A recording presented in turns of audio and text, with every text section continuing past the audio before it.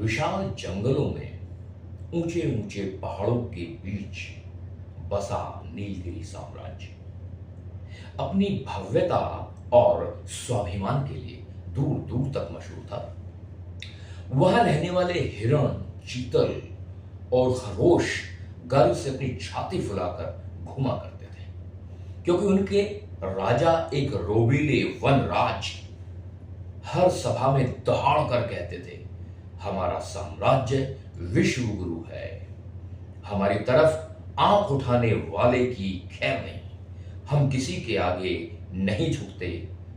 प्रजा अपने वनराज की इस गर्जना को सुनकर खुशी से झूम उठती थी और खुद को सुरक्षित महसूस करती थी। फिर एक दिन सरहद पार के सबसे ताकतवर और क्रूर शिकारी भेड़िए ने, जो एक विशाल साम्राज्य का मालिक भी था, नीलगिरी की सीमाओं पर घास चर रहे 3 मासूम और बेकसूर हिरणों को बेरहमी से मार दिया। वे हिरण कोई जंग लड़ने नहीं गए थे, वे तो बस अपने भूखे बच्चों के लिए हरी घास खोजने गए थे। पूरे नीलगिरी साम्राज्य में मातम छा गया। मासूम बच्चों की चीखें देखकर हर जानवर का खून खौल गया। सबको पूरा भरोसा था कि उनका विश्व गुरु वनराज अब उस शिकारी भेड़िए को उसकी औकात याद दिलाएगा। दोनों साम्राज्यों की एक बड़ी सभा बुलाई गई। दोनों तरफ के जानवर इकट्ठा हुए। नीलगिरी के बाकी जानवर दूर झाड़ियों में बैठकर सांस रोककर देख रहे थे, लेकिन वहां जो हुआ उसने हर एक जानवर के आत्मसम्मान को लहू लुहान कर दिया। मंचों पर दहाड़ने वाला वनराज उस शिकारी भेड़िए के सामने जाते ही बिल्कुल लाचार, सहमा हुआ और कमजोर दिखाई देने लगा।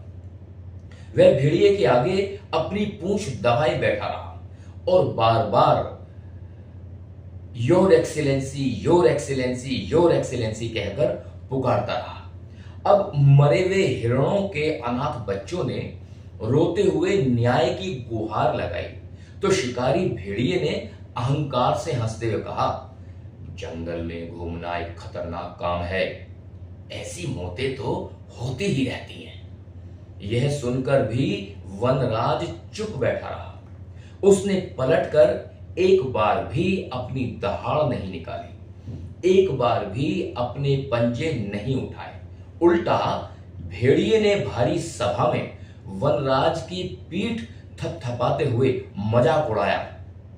यह शेर बाहर से सीधा दिखाई देता है, पर अपनी ही प्रजा का शिकार करने में बड़ा माहिर है, खिलाड़ी है, किलर है।